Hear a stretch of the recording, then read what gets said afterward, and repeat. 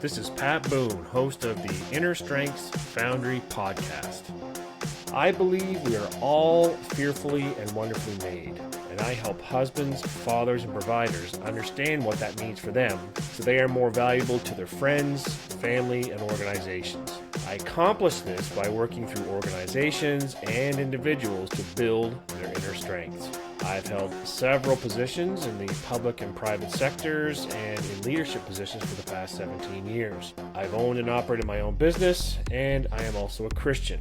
I love to learn and have focused my learning around science and psychology, the Bible, and gathering bits of wisdom from my almost quarter century of experience being a husband, father, and provider. I pull from all these areas during this podcast and in my life coaching practice. The Inner Strengths Foundry podcast serves two purposes. One, to help you build your inner strengths by providing knowledge, hope, and perspective. And two, to help me build my inner strengths so I can be even more effective to you. This episode will offer practical insights and advice on using project management skills to navigate business and entrepreneurship challenges. Welcome. Thank you so much for joining me today. I appreciate you taking time of your day to listen to what I have to say today. As I mentioned, we're going to go through and I'm going to offer some insight and advice on how to apply project management skills to navigate business and entrepreneurial challenges. Some of the business challenges we're going to tackle today are career stagnation, job insecurity, skills and education, work-life balance, and competitive pressure. And I'm going to share how you can use project management skills, terminology, processes to resolve these issues and sound like an expert. The first segment, I just want to cover a little bit about the typical challenges that men face, especially younger men, I'll say between the ages of, 25 and 45, that area. We're raising kids, we're married. Here are the challenges that men have. The first one is pressure. We feel pressure about what we're earning. We don't feel like we're earning enough. Am I climbing the corporate ladder fast enough? At the end of the day, am I enough? I lived with those feelings for years, and it is crippling because we put intense pressure on what we can contribute to the world. And that leads us to think if we're not climbing fast enough, if we're not earning enough, then we start thinking, am I not smart enough? Am I not skilled enough? I didn't go to college. I didn't go to university. I didn't go to trade school. I'm a jack of all trades maybe. Or I'm just a cook or a cleaner or carpenter or laborer. So you start feeling, because of the situation that you're in and the choices you've made up to this point, you start feeling, am I smart enough or skilled enough? Am I missing something? Another area that is a real challenge is time. So am I spending enough time with my family? Am I spending enough time alone? Am I spending enough time with my kids or on my job and building my business? And when you are building your business, you feel like you should be with your kids. When you're with your kids, you feel like you should be with your wife. And it's just a constant circle of pressure and condemnation that you put on yourself as a man. So if this sounds like you, no matter what your situation is, here are 3 strengths I want you to focus on. Learn these and put them into practice every day. First one, honesty. Be honest with yourself. I'm in situation X and I accept that fact. No judgment. It just is. I am in situation X. Like the sky is blue, the sky is gray when it's raining, the sky is black when it's night. It just is. This is my situation. I feel nothing about it except that I'm there. So honesty. Second, forgiveness. So whatever happened to me, whatever choices I made to get me where I am, I forgive me. You need to forgive yourself. You need to cut yourself a little slack. We're all human. We're not perfect, right? Forgive yourself. Repeat that out loud. Say it out loud. I forgive me. The power in actually saying those words is, I cannot describe it. Because when you say those words out loud, you can't go back. You can't start telling yourself, because you can remind yourself, oh, wait. I forgave myself for that. I need to move on. So forgiveness. And finally, the third strength I want you to focus on, now that you've been honest with yourself and you've accepted, here's where I'm at, you've forgiven yourself for your past mistakes, now I want you to move on to self-regulation. you're going to change your situation. Now, that may be 180 degrees all at once. You may turn your life right around right now. Or it may be 1 degree at a time, one decision at a time, one action at a time. So, but it takes time to regulate how you do that, how you feel, and to keep yourself on track. So if those feelings of I'm stupid or I made these mistakes, whoa, wait, I forgave myself. I'm going to regulate my feelings related to that, and I'm going to move on. So honesty, forgiveness, self-regulation. These are the first 3 strengths that you need to work on to bring change. Next, I want to talk about achieving a healthy work-life balance, which isn't always easy, but if you're going to start on a path of improvement and a path of changing your life, you're going to, especially if you're a husband and a father, you're going to need to balance your time. In project management, there's an area dedicated to the overall project management skill set, which is called stakeholder management. Stakeholders are people who are in the project, working on the project with you. They might be people who are impacted by the outcomes of the project, or both. So a contractor building your house, you are a stakeholder. Your contractor, the electrician, the plumber, government officials, the municipality maybe, all need to be notified at the proper time and for different reasons, because each has a different role to play. With your life, it's the same thing. You, your wife, your kids, your friends,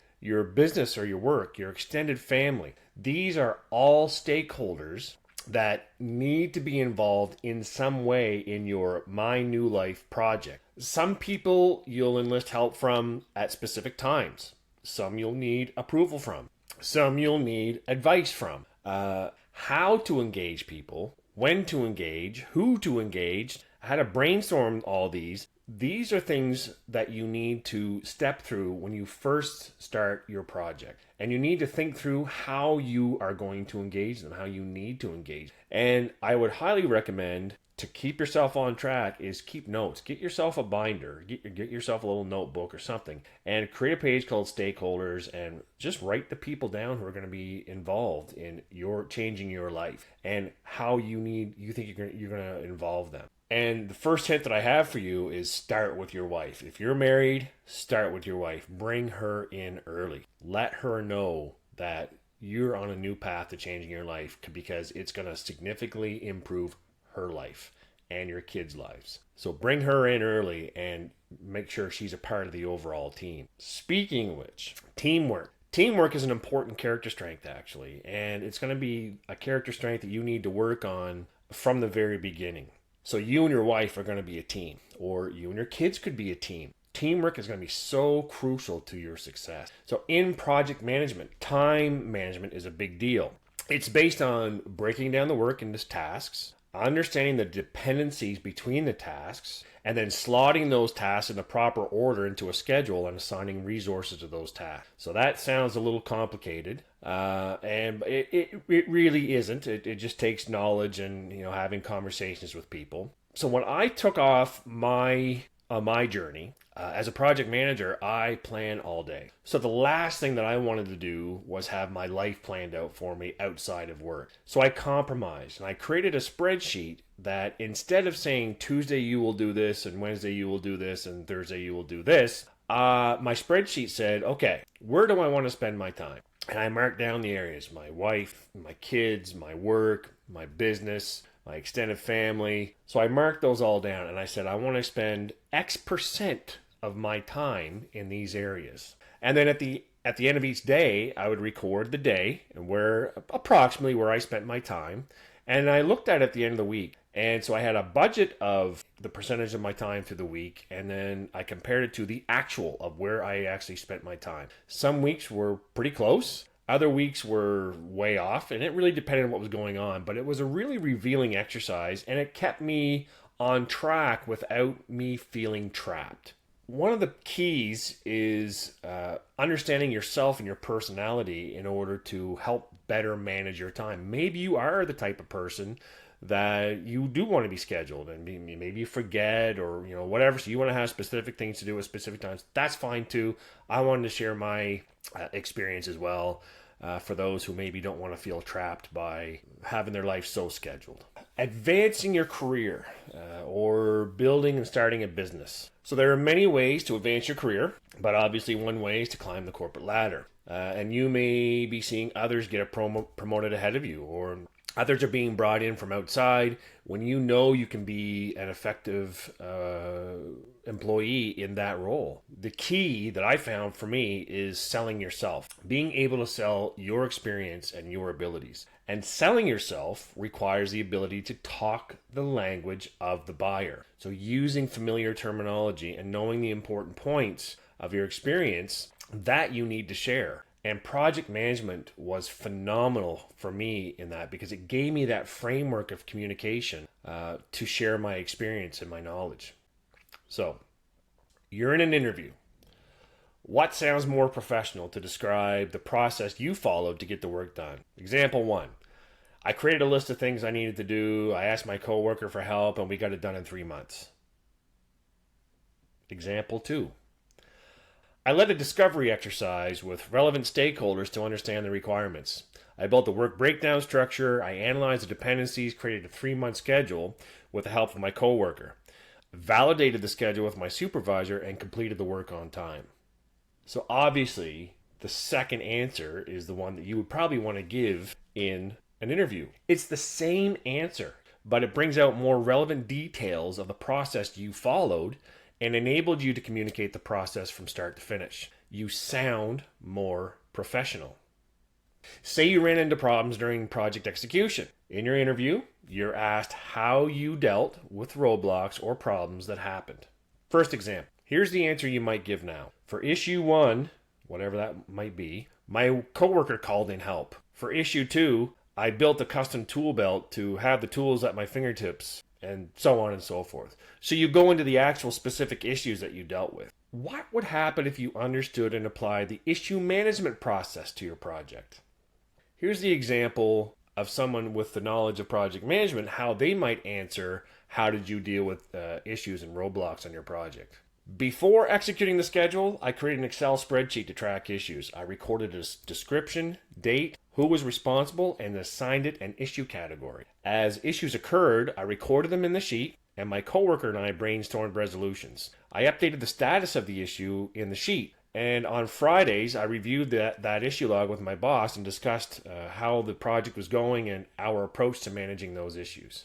So you see, you didn't go into the detail of what each issue was, because what the interview was looking for is, how do you deal with problems on a grander scale as a project manager, as a manager? Can you think through a process? And it's not just can you solve an issue, it's how do you manage an issue? How do you manage a team who has to deal with issues? Those are the things you need to be concerned about. So just a caveat here though, on a small project, creating that spreadsheet or having a tool to track issues, it may be overkill, but it is a great practice to get into if your goal is to climb the ladder, because it forms the habits that you're going to need to manage and communicate well. This next segment, we're going to tackle a little bit about am I smart enough and how project management really helped me to understand whether I'm actually smart enough. So we all struggle at some point, whether we like to admit it or not, with our value. We come face to face with the results of what we perceive to be our stupid decisions. I made, back almost 20 years ago now, I made a $50,000 decision that haunted me for a decade, crippled me in terms of stepping out into the entrepreneurship world for 10 years. In my early 2000s, my wife was a negative photo retoucher. She was the best in Canada, if not North America. So that was before the time of digital, where you actually painted on the negative to get rid of pimples and blemishes on your face, or whatever. And she was really good at that. And she worked for a photo printing shop where professional photographers would bring in their negatives to be processed and then have them printed, and you'd get your grad photos printed and so forth. So she left. She started her own retouching business. So she worked from home because she wanted to offer good service. She didn't want to be associated with the company that was doing that work. And I thought, after a year or so, I thought, why couldn't we print photos? Why couldn't we work with these professional photographers and print photos? So I got a $50,000 loan, purchased the equipment, learned how to set it up, learned how to maintain it, learned how to actually print and process photos. The business took off. So our photographers would ship us their negatives. She would retouch them. I would take them. And with her help, with color correction and so forth, I would get them printed. We ended up, as I mentioned, the business took off. We hired staff. Within a year, I was able to leave my full-time position, and things were going great. Within 6 months of quitting, a new digital camera came out that was more affordable and better quality, took better quality photos. So we started losing clients, and we didn't have a ton of clients, but the clients we had were big. So one by one, they were buying this digital camera and comparing the results, doing a shoot, shooting the same person and comparing the results, and it was near impossible to tell the difference in the digital and analog. I had to go back to my old company, first part-time and then full-time. I ended up going back, and we ended up closing the printing business. I was absolutely devastated, and I felt like a total failure. 10 years later, I earned my PMP certification. So PMP is Project Management Professional. It's from the Project Management Institute. So it's an international project management certification, internationally recognized. And I learned that all projects start with a business case. So a business case includes timelines, costs, expected revenue, return on investment, all that stuff. So before starting a project, you do this business case. You say, as long as the project maintains these timelines and costs and expected revenue and return on investment, it's a viable project. And through project execution, you go back and you compare what's actually happening on the project, compare that to the business case to see, is this project still viable? And over time, if it is not viable, if the costs are skyrocketing for some reason, if the sales don't meet what the expected sales are, a sound business decision would be to shut down the project because it no longer meets the business case. So after a little while of learning this and thinking through what happened on my business, I applied that to my decision to shut the business down. And I realized that it was actually a good decision for me rather than keep pushing and invest more, not knowing where this digital stuff was going to end up. And I'm glad I didn't do that, because there's not a ton of printing businesses around anymore, because a lot of people just have these photos stored digitally now. So it was actually a sound decision. It was project management, learning that project management skill that helped me to understand, actually, I made a sound decision. It still stung, but it was the feelings were, I had better feelings about it after the fact.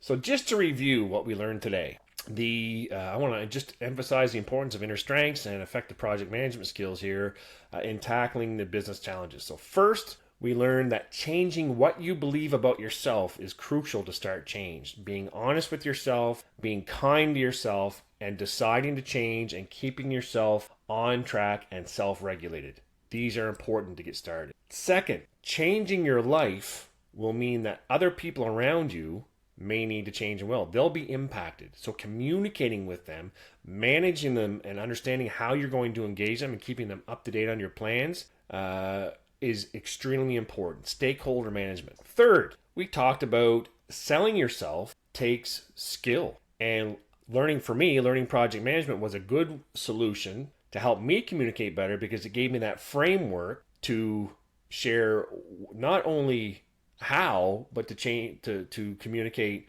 what, and sharing the details of my experience in a framework sounds much more professional. So selling yourself takes skill, and project management was a good way for me to communicate that. And then finally, learning new skills may also provide a new perspective to old mistakes. So as I just shared with you, I had that $50,000 business mistake that I made, which is a lot of money, 20 some years ago. It's a lot of money today.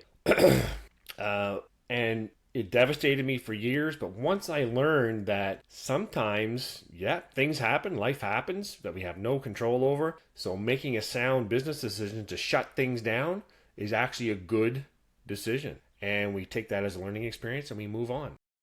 So thank you so much for listening today. I value your time and hope you found something useful from today's episode. If you want to hear more from me, if you like what you heard and you want to hear more from me, I encourage you to subscribe to my channel on YouTube at Inner Strengths Foundry. I also specialize in one-on-one executive, career, family, life, group coaching.